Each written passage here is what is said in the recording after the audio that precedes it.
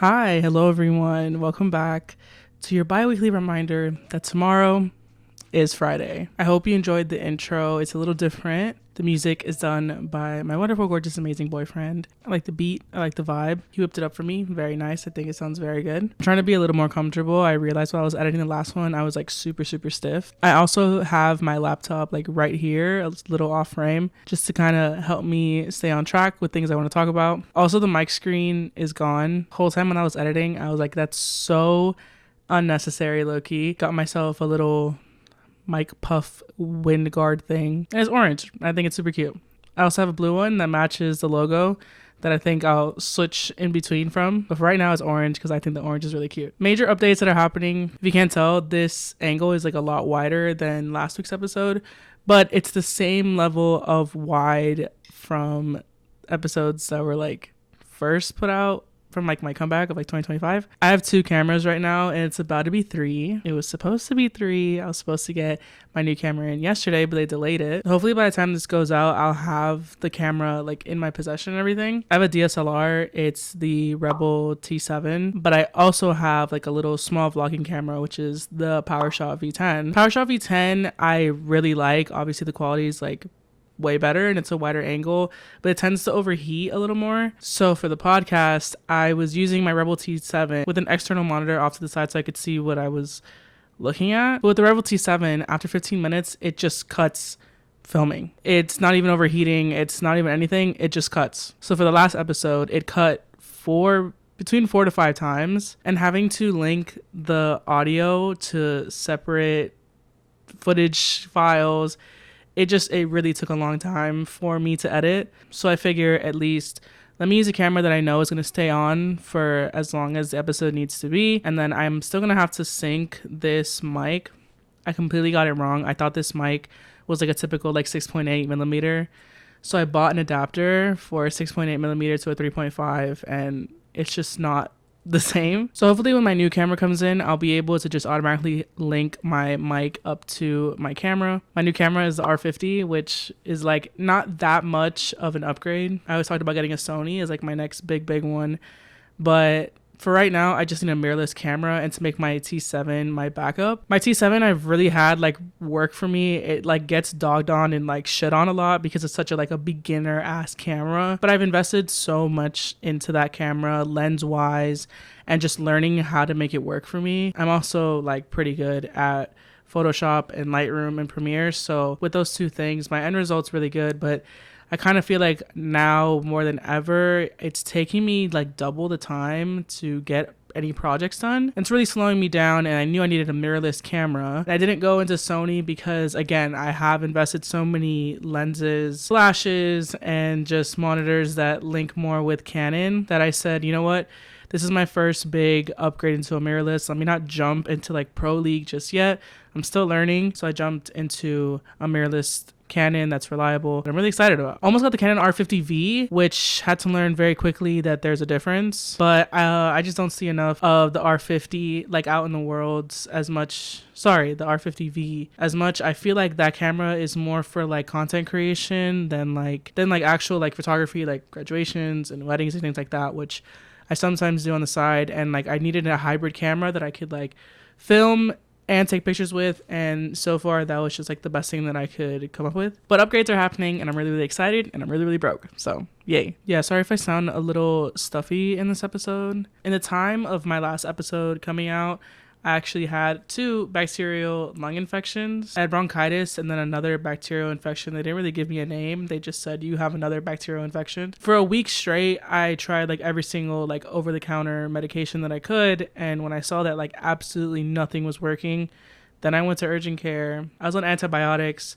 but the bronchitis is definitely still like lingering a little bit. So sorry about that. I'll try to like break in between as much as I can. But yeah, dude, it literally sucked. I did not have a voice for 2 weeks. I like skipped like basically a week of work. And it also happened right on my birthday, which sucks. Like all my birthday like celebrations had to be postponed or just straight up canceled. So that really sucked. I feel like I didn't really have a birthday this year. Danny loves to like plan things for me and like couldn't really do anything that he had planned for me, and like neither of my friends could either. Happy to be alive at this point. And with not being able to talk also came not being able to taste. So like literally anything, people were bringing me like soups and like different things, and they'd be like, oh, is it good? And I'd be like, I think so. I mean, it seemed like it would have tasted amazing. But yeah, it really made me value things. Like I remember like the first thing that I can taste was like this soup, and I ate like a piece of onion, and I was like, oh my god, I can taste this onion. Life is worth living. But yeah, and then like my chest was hurting because like, you know, when like you cough like really hard like for an extended period of time, like your cough, like it just makes your chest like hurt. Like every time I'd like feel a cough coming, I'd be like, no, please. Like my chest was so sore. But yeah, I feel like I still don't have my like actual voice. I feel like my voice went down like an octave, which my voice was already pretty deep. So don't really know how I feel about it going even lower. Danny says he loves it, but like he's super blinded by how much he loves me. He loves anything that I do. So another thing I did do, which I was supposed to get done last month in, oh my god, it's May when this is getting posted actually. So back in March, I went to Chicago and I was going to pierce my lip. And the whole time I was there, I was going to do it. I found a shop, I was going to go, and I chickened out. And then I said like, okay, for my birthday, the plan was to get it like either the day of my birthday or after my birthday, because I was like, oh, I'm not going to be able to eat. Like, I know that like I'm gonna have like a few birthday dinners, like I want to be able to enjoy them, and then I'll get my lip pierced and deal with it. If you look at my lip a little bit here, you'll still see like a little bit of like bruising, especially in this area. The bruising I think looked a lot worse than it felt for sure, and the swelling was definitely there. But other than that, I swear I got pierced and then I ate poke after. And I was telling my friends like, I think this is the calm before the storm. Like my body hasn't really kicked in that like there's like a foreign object, and like I basically got stabbed. So I was like, you know what, like we'll see in the morning. And definitely I went to bed and my piercing was totally fine. I had no swelling, I had no bruising. The next morning my lip was bruised, and I was like, okay, like this is to be expected. But by the end of the day of the first day, my lip was so big and so bruised. And I understand, obviously, I have my fair share of like facial piercings and earrings and different parts of my ear and tattoos and things like that. But like seeing how bruised my lip was, and I couldn't find a single person on the internet that had equal amount of bruising as me, that I totally freaked out. And I was like, wait, like this is actually pretty bad. One thing about me though, I don't care if like something's super inflamed or super angry at me, I refuse to take it out. My conch was mad at me for so long. I just actually pissed off my industrial. I don't care. Like I stick it through. I don't ever take out my piercings, which is probably like the worst thing ever. Like don't ever take advice from me when it comes to my piercings. My tattoos, yes, I take very, very good care of my tattoos. But when it comes to my piercings, sorry, dude. I leave it in there and I just deal with it. I ice it, I clean it, I use like the salt wound spray. I do everything I can but take it out, and it's worked for me, thankfully. I also, when I got my industrial though, I did invest in like a piercing pillow. Although I didn't really buy a piercing pillow. I noticed what a piercing pillow was just like a pillow like with a hole in it. I had an airplane like neck pillow thing. I just like sealed it together, and like to this day, if my piercings are pissing me off on this side, I just sleep on there and it totally works. I definitely feel like my piercings get more pissed off if I sleep on them. So if I feel like they're starting to get pissed off, I just throw the airplane pillow on like my regular pillow when I go to bed, sleep on it. It's really nice. It's like Tempur-Pedic. I don't know where we got that pillow from. It literally just showed up in like our belongings. No one knew who it belonged to, and I was like, I'm gonna use it. And it's been great. It's been my saving grace, especially when we travel. My ears will like flare up a little bit because like the pressure and everything. And it's like, it's a 2-for-1 deal. I get to use it as an actual pillow like on the plane, and then I get to have it when we're in like the Airbnbs in the hotel to make sure that my ear doesn't get even more like angry at me. Now to the matters at hand, I'm trying to not use my hands. This is another thing that I noticed in the first episode. I was doing a lot of this and doing a lot of, which I normally talk a lot with my hands to begin with, but I feel like it was a little bit too much last episode, where it was like my hands were up last episode. So I'm trying to just like be a lot more chill. I guess it's just in general being more comfortable in front of the camera. I'm also not trying to yell into my mic. So sorry for that. Just also trying to be super chill. I did kick Danny out. He's in the room right now with like those Sony, like the big ass Sony noise canceling headphones, and he's like playing a game. I wanted him out of the apartment in general, but he was like, I'm not doing that. So just trying to be more comfortable. It's a learning curve. Water break. Give me 1 second. Now, another thing I'm trying to like battle with this podcast is the fact that it's bi-weekly. Things that I talk about at the time that I'm filming probably are not going to be as relevant as when I post them. For example, this episode, I was going to make it completely about Coachella, but at the time that this is posted, it was 3 weeks ago. Who cares about Coachella at this point? You know what I mean? And at the same time, the day that this is posted, the Met Gala would have been on Monday, and that would have been great to have that as sort of like my theme for the episode, but I realistically cannot film and edit an episode in 3 days. I still have a life. I still have a job, a full-time job at that. So I wouldn't realistically be able to do that. It would just be super rushed and it would stress me out. And that's a big reason why this podcast is bi-weekly. I didn't want it to come off rushed and I didn't want it to stress me out. At the end, this should be something fun. Just like every single creative thing that I do, it should be fun. And when I see that something's starting to stress me out, I know that that's when I back off from things or when I just quit on things. So I'm starting to try to have some sort of like easy, balanced schedule when it comes to like this podcast and like my other creative things. Plus the Met Gala, I mean, who am I to judge people's outfits, really? I feel like I wear like the same things over and over again. Plus, I already know Chris Clemens is going to come out with this video that he does every single time there's like a runway. And his is much more entertaining. So go watch his, I guess. The few things that I will say about Coachella, because I live on the East Coast, so with the West Coast time difference, I think it's like 3 hours. It made it really hard to watch things live. I was able to catch Sabrina Carpenter, which I don't even care for Sabrina Carpenter. She's one of those artists that like I can compare to like Ariana Grande. I don't follow them, but like I know their entire discography because either I have a friend who is super into them or it's just because like the media like loves them so much, you know? I did get to watch a bit of Kace, which was a performance. Yes, it was. Such a bummer that Cat's Eye turned out to be such a steaming pile of dog shit, dude. Like, I feel like in the beginning, they had like so much potential. Gabriella isn't even that bad of a song. It's such a cunty like group of them, you know, and then like these dance numbers that they're doing and stuff, and dare I say they could have been the next Fifth Harmony. And it's just so much just to throw it all away for Gnarly and fucking Pinky Up, you know, whatever. Not even what I wanted to say, but I also saw a bit of Turnstile. And I definitely wanted to watch Justin Bieber's performance specifically for Weekend 2.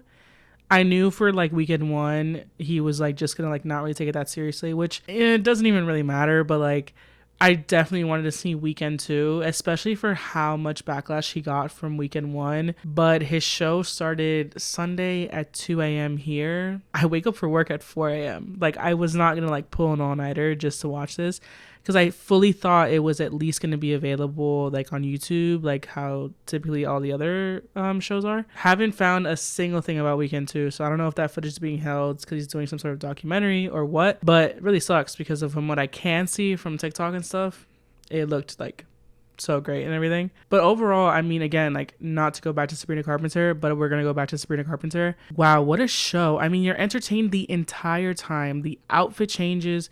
Every single song is a different scene, a different set, a different outfit. Dude, and then she brought out Madonna. The hell? I think it was such a great show, and having Mauro as one of her dancers.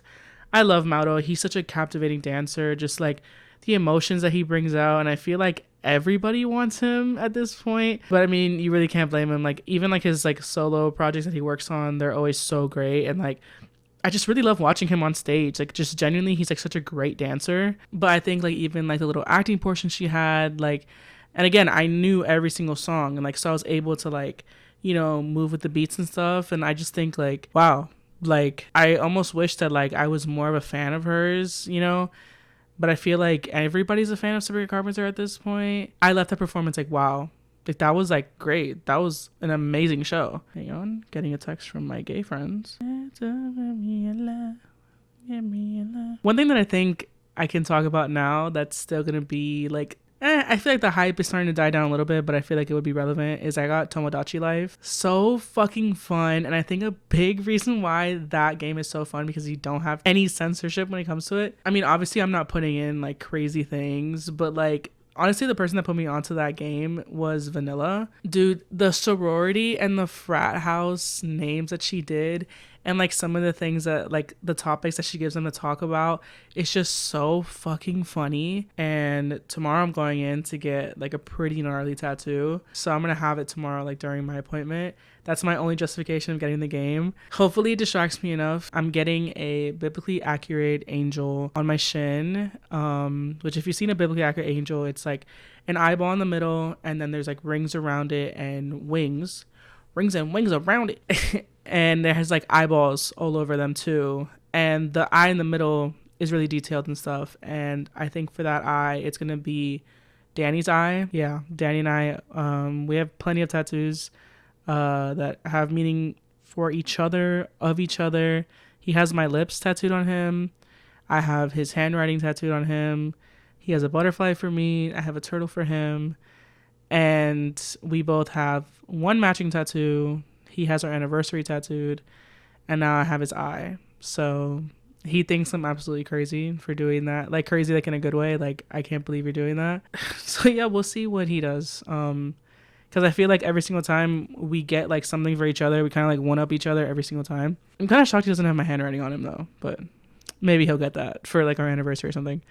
We have like a rule between like the second week of May until our anniversary, which is like the third week of July, that we don't get any tattoos. We live in Miami, beach capital of the world. Like these last few summers, we've really like fucked up a little bit because we'll get tattoos like in the middle of June, and we take our healing processes really, really seriously. So then it's like a month that we cannot touch the water. We can't even like sit on the sand because we can't be exposed, or can't have the tattoo exposed to like the sun. But it's like, dude, having to tough out the Miami beach and the Miami sun without being like basically naked, just it's impossible. So hopefully it's still like fun in 2 weeks that I can talk about it. So far, like everything I've seen about it has just been like super, super fun. I think people giving like their me's like buzzballs and cigarettes is so fucking funny. And the last part about Coachella is that like, I'm not gonna lie, I would love to go to Coachella at least like 1 year, be flown out by a brand, not some freak weird brand at that. But I don't know, it's just so dystopian to watch, like all the content, like the Revolve tent, dude, that's insane. And just like how much money gets poured into these influencers and like the houses and everything, like it's so dystopian. But like I kind of want to experience it one day. And like, but just like in general, like I just want to go to Coachella like even once, even if it's just like camping. Like I think Coachella is such an experience, and like I just want to be a part of it one day. I think it just looks so cool. Like I can't even act like it's not cool to me. I can't even act like I never want to go. Like if I had the opportunity to go to Coachella, dude, I'd be jumping for joy. I'd be so excited. That's like, I really can't even cap on that. Like that is like the one thing. I don't care much for Lollapalooza. I mean, I'm from Chicago. I've been around it, like walking down like Lakeshore Drive and stuff, like wow, Lollapalooza is happening. But like Coachella seems so fun. I don't know. So another topic that is really big at the time that I'm filming this, but I hope to God is dead news by the time I post this, and I feel like it is dead news kind of, is Tyler Catastrophe. I mean, unless the guy comes out with something even crazier, which I hope to God he doesn't, because the things that he's already come out with have already been pretty crazy. Every single sort of like commentary channel has already made some sort of video about him, and everybody on TikTok, of course, is making these videos about him. And at the time that I'm filming this, he already kind of posted this sort of apology video that people are choosing to accept, not accept. So I feel like everything that's gonna be said about him is gonna be said about him. I'm not about to sit down and make a whole podcast video about him. I will say though, talk about the free fucking press for Lovejoy. I mean, so many people knew about Wilbur Gold, whatever the hell his name is, bro, and his allegations. Like when this whole thing happened with Tyler Catastrophe, everybody seemed to know like exactly what they were talking about. Not really like allegations, like he did it. Wilbur Sut literally admitted it. Bro, Wilbur Sut literally admitted it without even being called out by name. What a fucking loser, bro. I thought this was like some 2014 type shit, because it really did seem like something that would happen around that time. And at that time, I was, super into like Dan and Phil and Troye Sivan. Like to add another like gay emo British boy into the cycle, like didn't seem like much. And I researched it, and it happened back in 2024. 2024, I was 13, hello, 2024. I was 23 and employed, so definitely didn't hear about this guy. But it is shocking because I feel like this whole Wilbur situation is definitely something that my For You page would have like pushed out to me, that the Noah Beck family is getting pushed out to me like crazy. And who's that girl, the menudo, you gonna buy the brisket and the menudo, whatever her stupid ass name is, she got pushed to me like crazy. But yeah, I had no idea who Lovejoy was, and there goes my dumbass looking up Lovejoy on Spotify to see like, oh, maybe I do know a song from them or something, and I didn't. But still, imagine that, like, this whole thing with Tyler Catastrophe coming out and then people like looking him up, and then there's a slight possibility that like people look up Lovejoy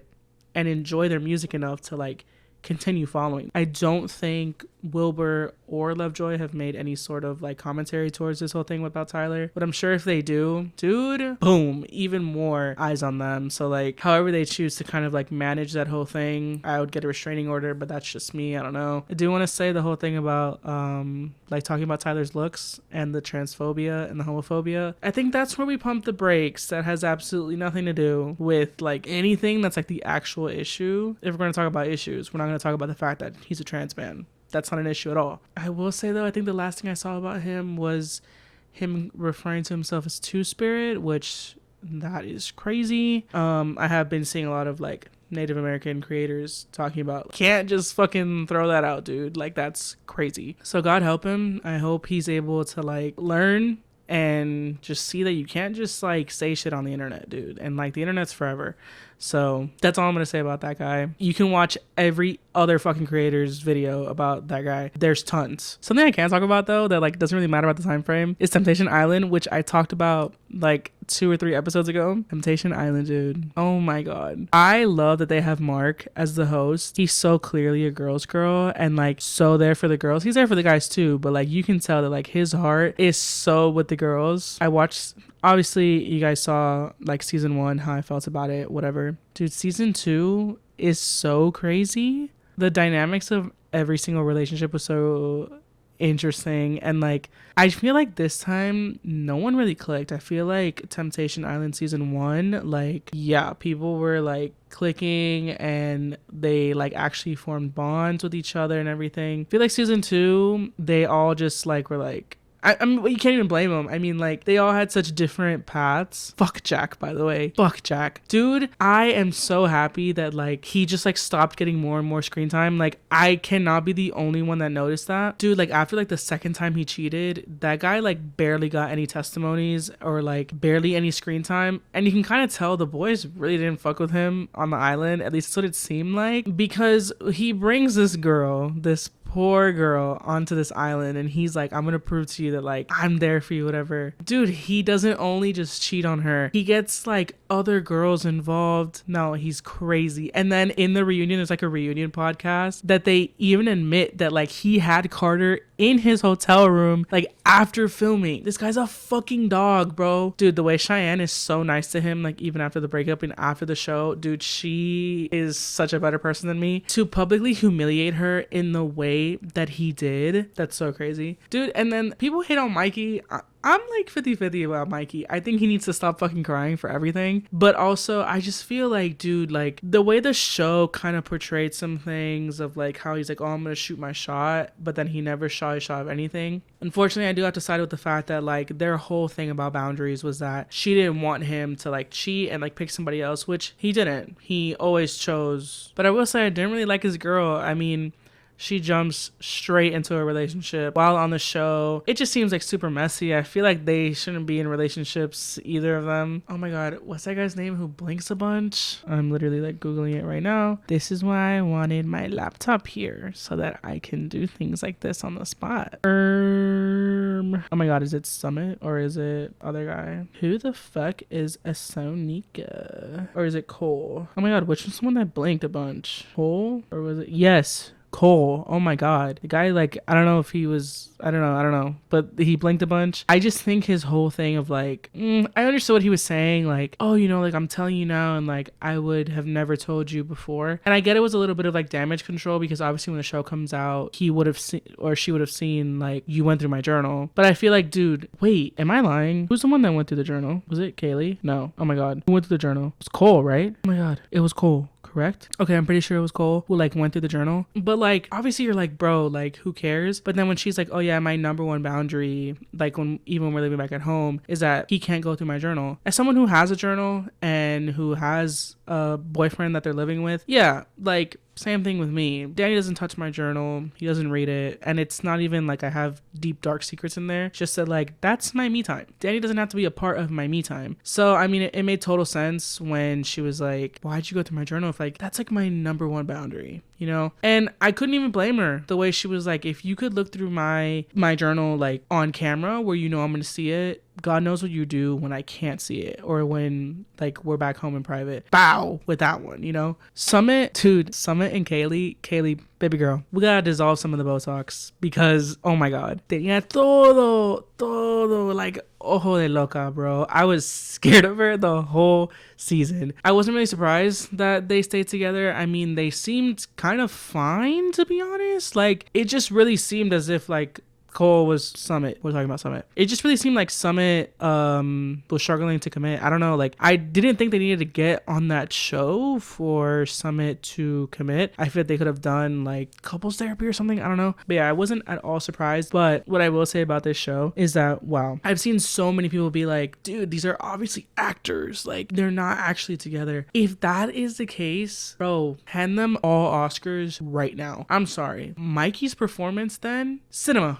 brother, because this guy cried every episode. Do you understand? Every episode this guy cried. Nah, I cannot sit here and think that was literally actors like acting on an island. I refuse to believe that. So much of it was so real. I mean, I'm not about to pour my personal past relationships and current relationships into this, but so much of it was so like relatable. Dude, I cried at one point because of like one of the girls that she was talking about, like, you know, you give so many years to a person and everything, and like I was just like, oh my god, like, wow, like, that's what I'm saying. Like, if that's all acting, then they got me, dude. And you know what, they got me hooked for the rest of their lives, dude, because we also watched Too Hot to Handle, bro.